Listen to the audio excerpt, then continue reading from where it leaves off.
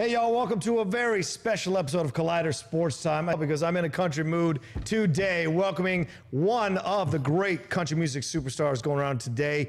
He has a new CD coming out here, Late Nights and Long Necks. Got a single out right now you might have heard on a number of places. It's called The Ones That Didn't Make It Back Home.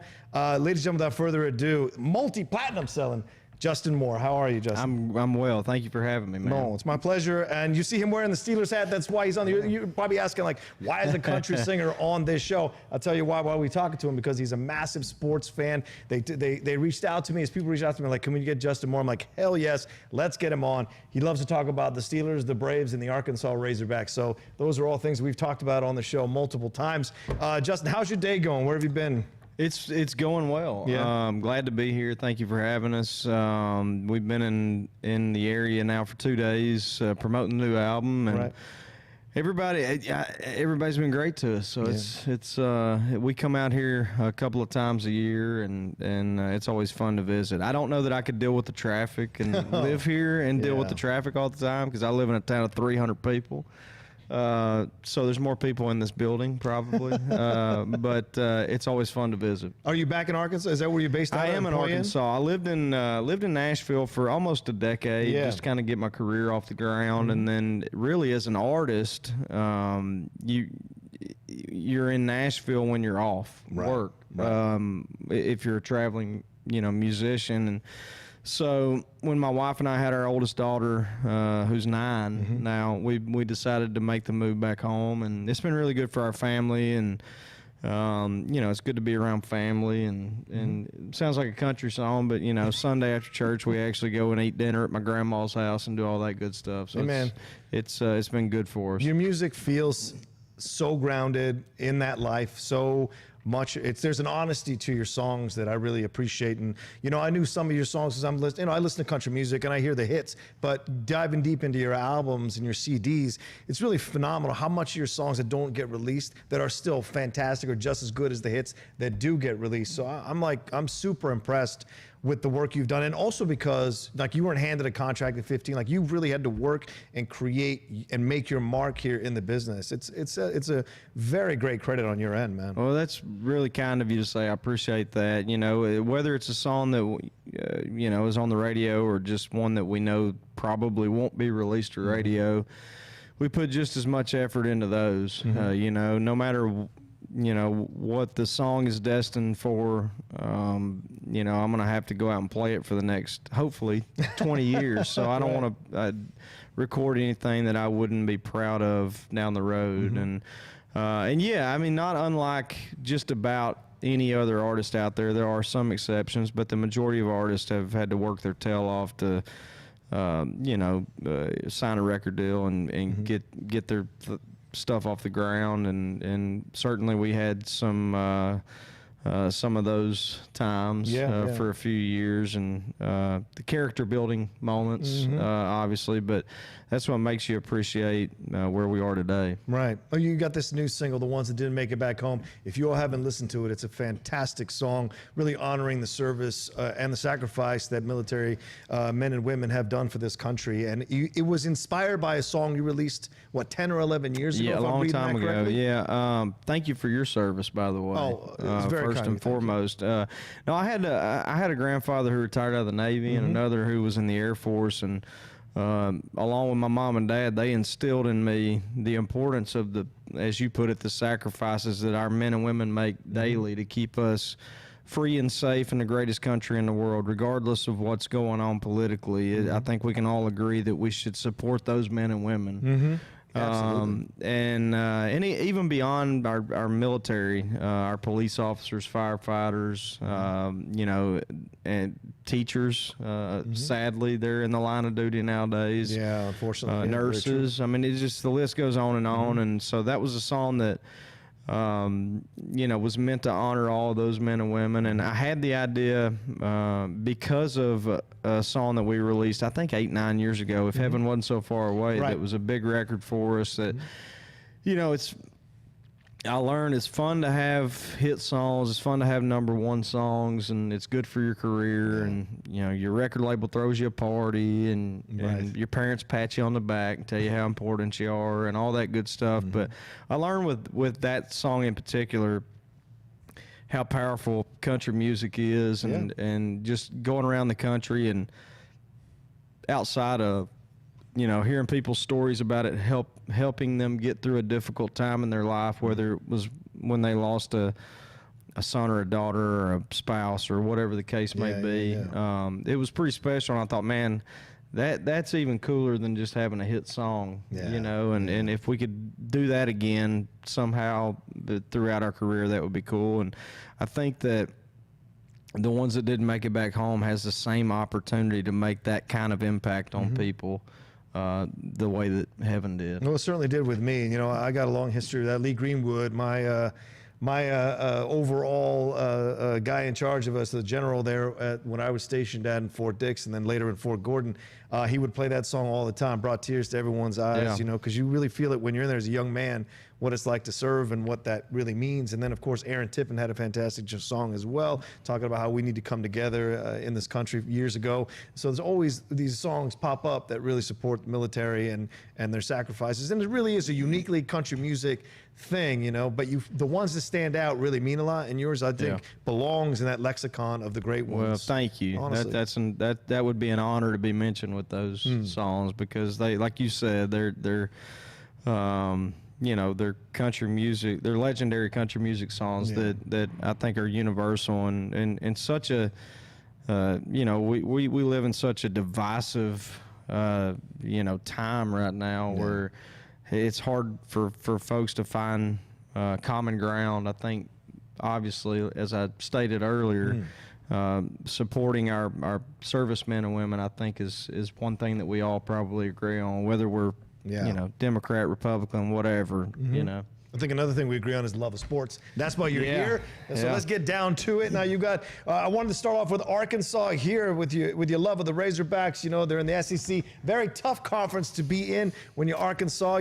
You've had some good coaches, Houston Nutt, Bielema, but you've got something going on here with this new guy out of SMU. Not a good first year, but do you think they've got a better chance this year to kind of put his offense in motion? Well, he's starting to flip the roster over to his guys, and so I was good friends, still am good friends with Coach Bielema. I had lunch with him actually recently. Great guy, and obviously was pulling for him for whatever reason it didn't work out. But we've been in a struggle ever since Petrino Bobby fell off the motorcycle. We won and other things. We won 30 games in 3 years and had it rolling, and then boom, just it was gone all of a sudden. So it can be done at Arkansas.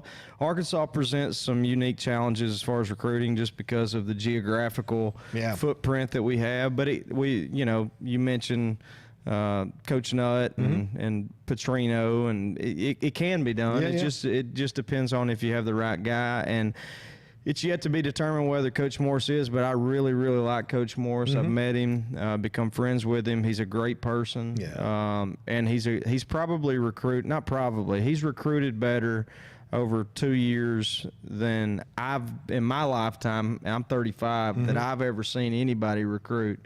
So that gives you some hope, obviously. I also like the fact that he has an offensive style that's not that's a little unique. And I think at times at Arkansas you may need an advantage like that. And so I'm certainly hopeful.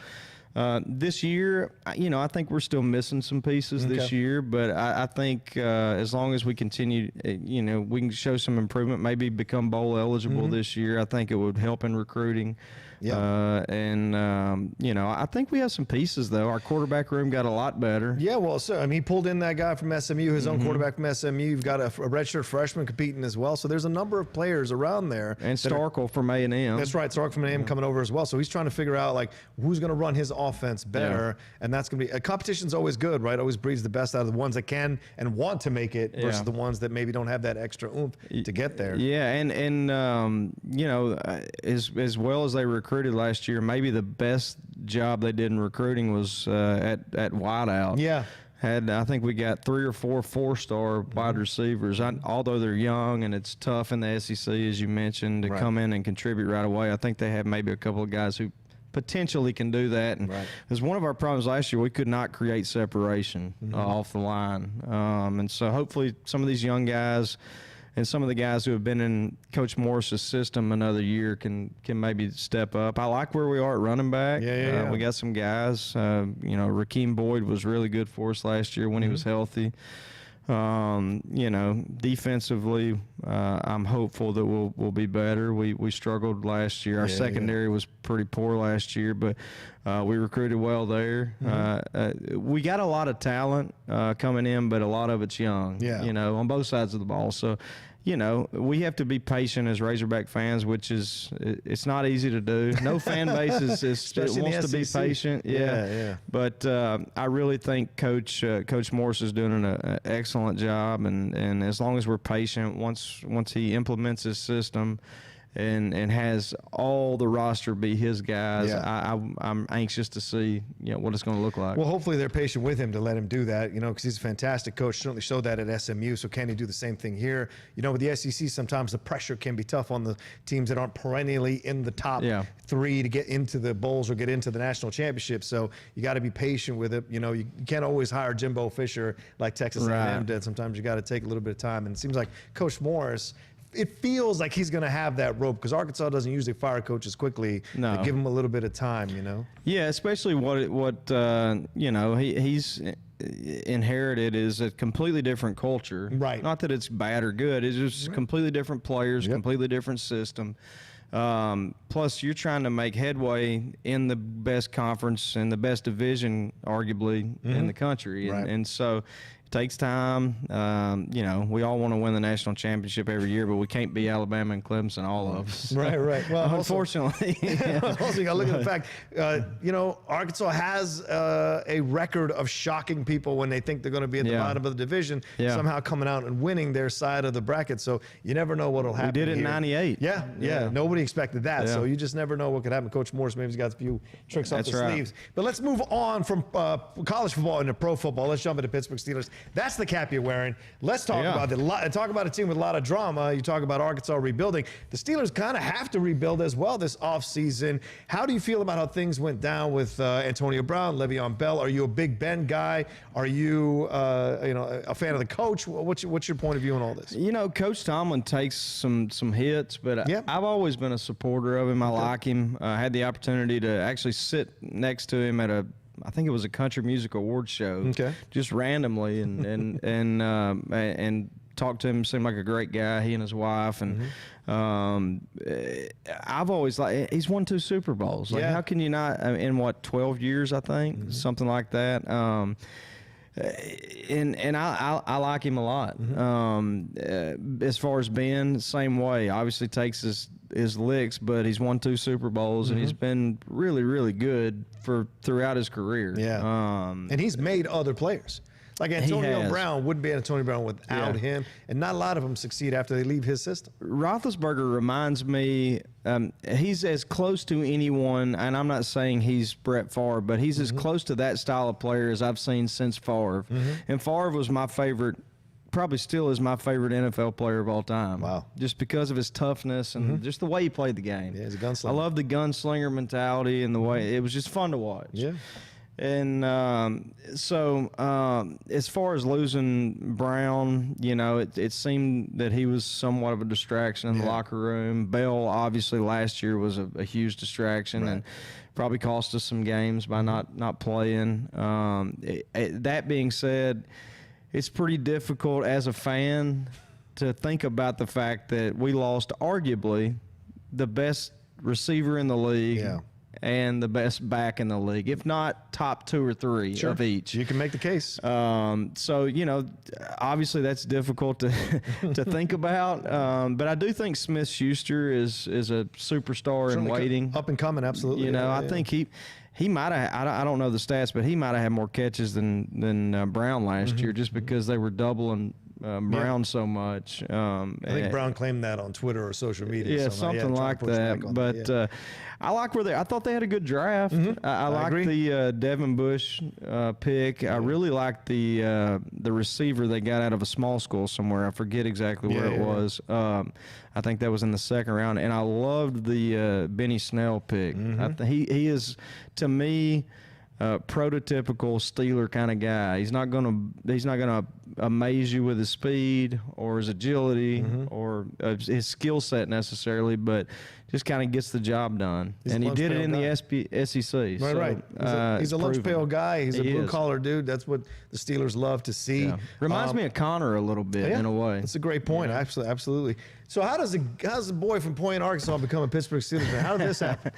I've told this story a few times, and it's a bit long-winded, but I'll try to tell it quickly. Okay. So I grew up in Central Arkansas, where most everybody's Cowboys fan. Right. Just a lot of it's the proximity. Yeah. We're about 4 hours from Dallas, and then Jerry Jones played at Arkansas on our only national championship football team in '64. Him and Jimmy Johnson, that's right. And Jimmy Johnson, along with Barry Switzer. Yeah, Switzer as well. And so I was a huge Cowboys fan growing up because my dad was, still is. And when Jimmy Johnson was the coach there, I loved Jimmy Johnson for whatever reason. I don't know if it was his Arkansas ties or his hair or whatever it was. I don't know.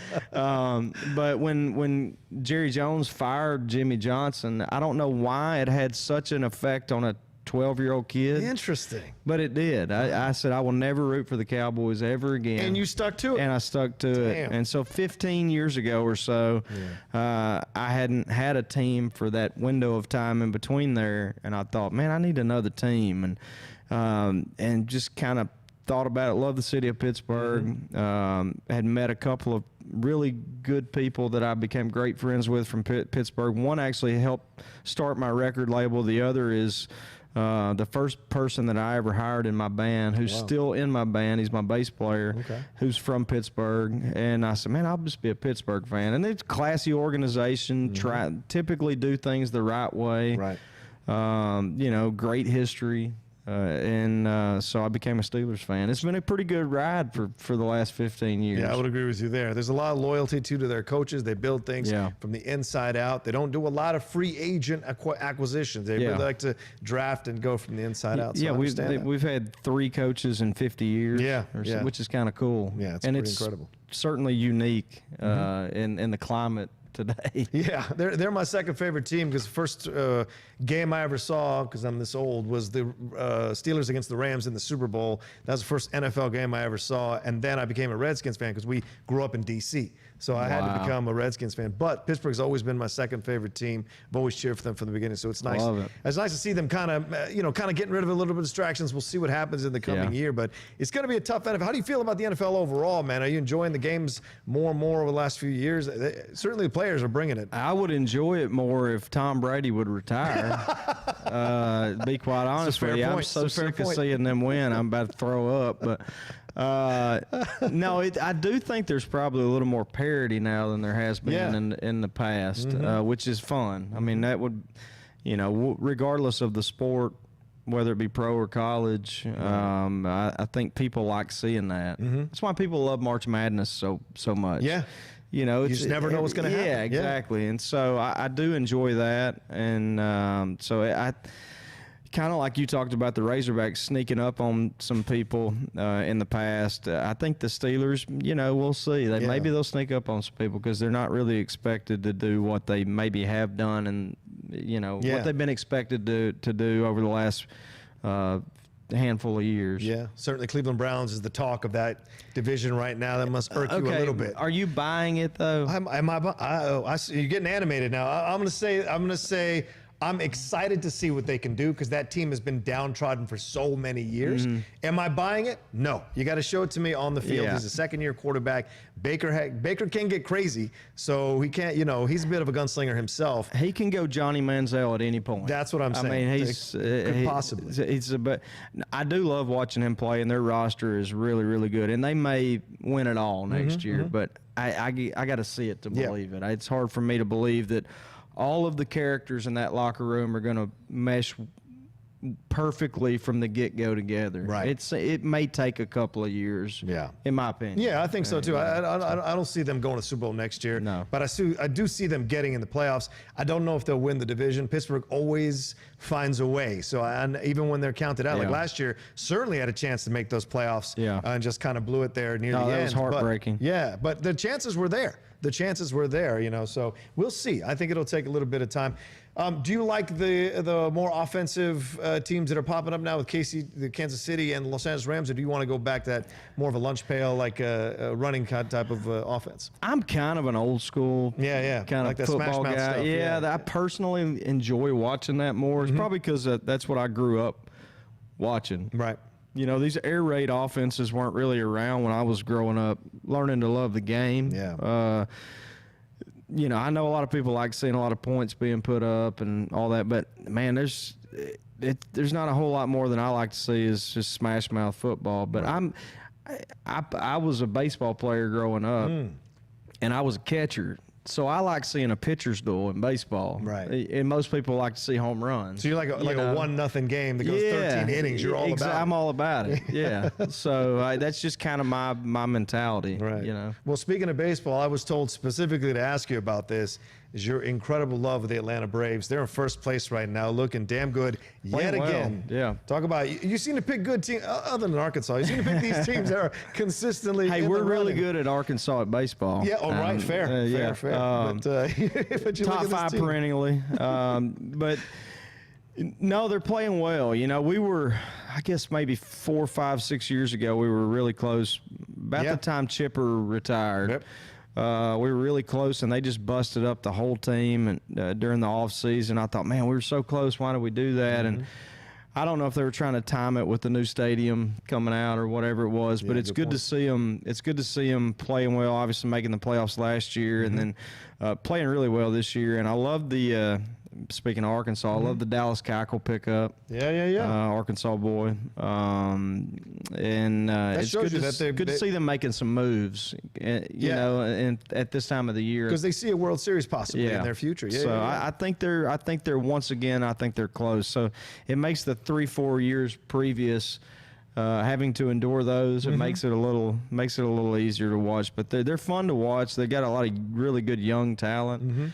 And a pretty good staff, so I'm excited about them. As a Yankees fan, I used to hate the Braves because they were always in there. They were always messing around with things on that side of in the National League.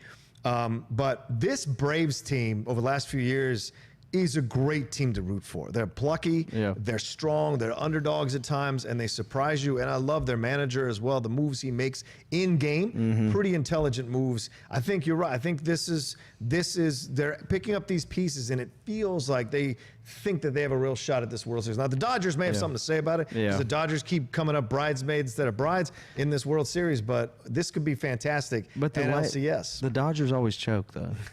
Not that the Braves haven't since '95, but it's true.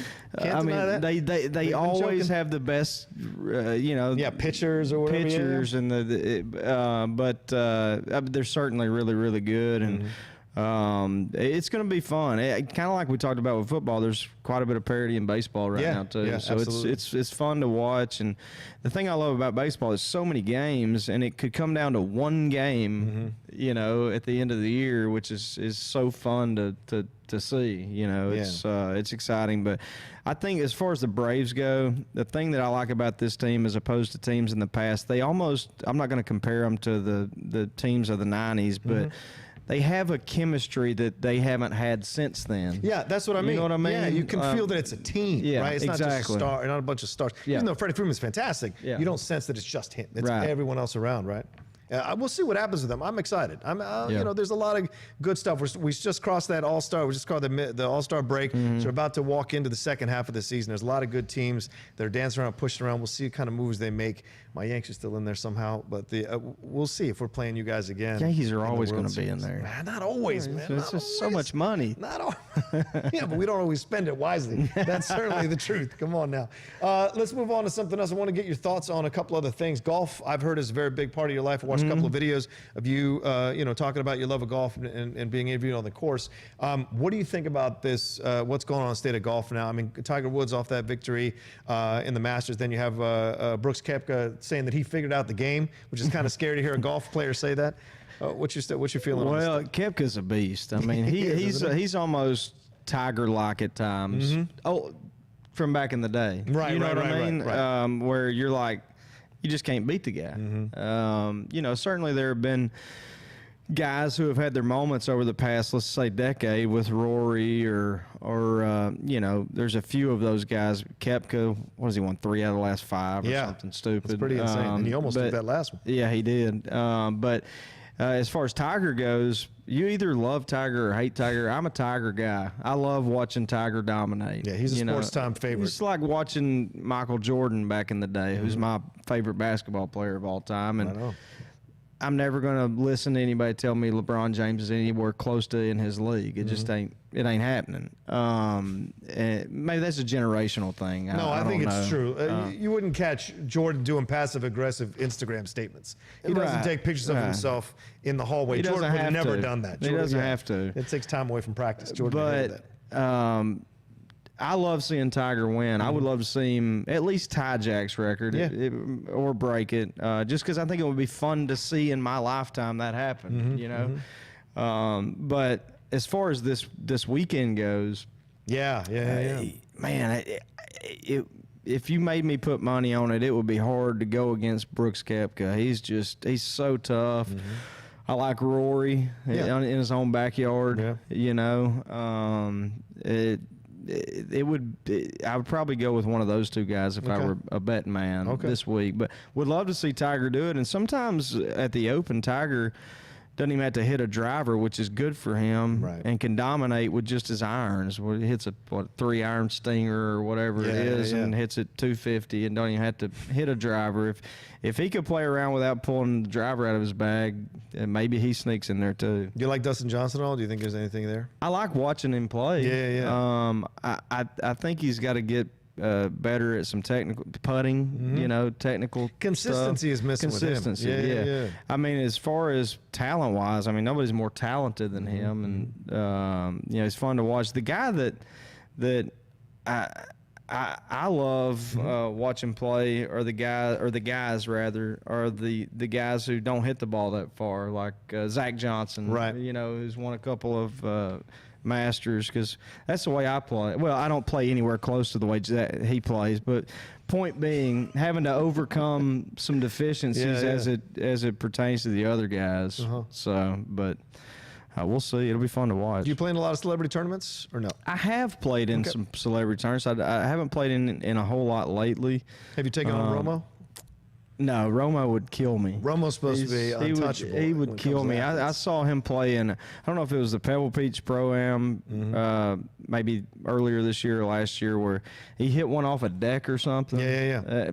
Forget it. That's to be able to throw a football like that and do that is completely unfair. I think he's one of the, and date Jessica Simpson. I mean, come on, man. Yeah, the guy's got all. It's not fair.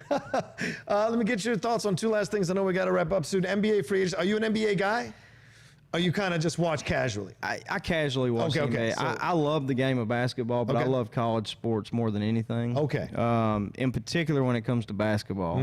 But I do have so much respect for those athletes and how great they are. Okay. And I played basketball in high school. As a matter of fact, my senior year we won state, and it was awesome and a lot of fun. And but it's almost like a reality show in the off season nowadays with these guys. I miss the times where, like, I wish LeBron would have stayed in Cleveland his whole career. And this guy stay over here his whole career. And I don't like all the let's make the super teams. And you know, I grew up watching in the 80s and the 90s when, you know, you knew who the Celtics were, you knew who the Bulls were, you knew who the Lakers were. And I miss that. And so, but that being said, I obviously do watch just because I love the game of basketball. And these guys are so good, it's ridiculous. But I all the super team stuff kind of wears on me personally. I get that. you know. It's a new transition. It's certainly player empowerment, and we saw that in the '90s when players were getting paid and they weren't really stepping up to their to fulfill their contracts in their physical workouts or in their practice regimens. But that's certainly a different player now. They're like going to Germany to get platelet stuff. So they're more serious. So they're commanding more money, making changes amongst the teams. I get what you're talking about. Certainly, I grew up during that time as well. But this is the landscape now. But these athletes are certainly a lot better ball players, in my opinion, than they were in the 80s and 90s in terms of their conditioning. Right? Who knows about talent? But certainly their conditioning is better than it was in Yeah, I think some of their skill sets may be. But if you tell me, or if I give you the option, you get to pick Jordan or anybody in the league one-on-one for $1 million, who you taking? I take Jordan. Yeah.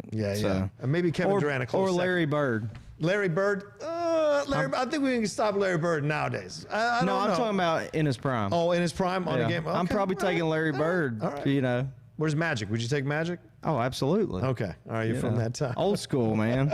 Not Isaiah Thomas, not so much. One last thing. Did you watch, and I don't know if you know if you're a soccer, did you watch any of the Women's World Cup? Were you a fan of that or not really your jam? I'm not a soccer fan. Okay. Being from the South, we just don't have soccer. We don't have soccer or hockey. Okay. And we never have had. Well, Nashville Predators. You got stuff in the South. But I'm from Arkansas. I ain't from Nashville. Fair. And so...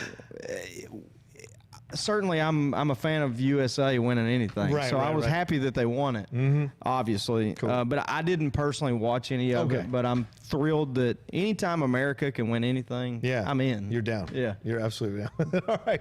Well, look, and Justin Moore, thanks so much for taking the time to stop by. I want to make sure I give you some love here. You got the new CD. It's you can pre-order it now on your website. Is that right? That's correct. iTunes and that kind of stuff. It's called Late Nights and Long Necks. It'll officially be out the 26th of this month. And, I'm excited about our 5th studio album and looking forward to folks having the opportunity to hear it. Absolutely. It's great music. I cannot condone it enough. You got to go to www.justinmooremusic.com if you want to get it off his personal website. Got a lot of interesting pictures of here, Justin. You can enjoy Justin's face a few times here on this website and certainly his music as well and a lot of YouTube videos.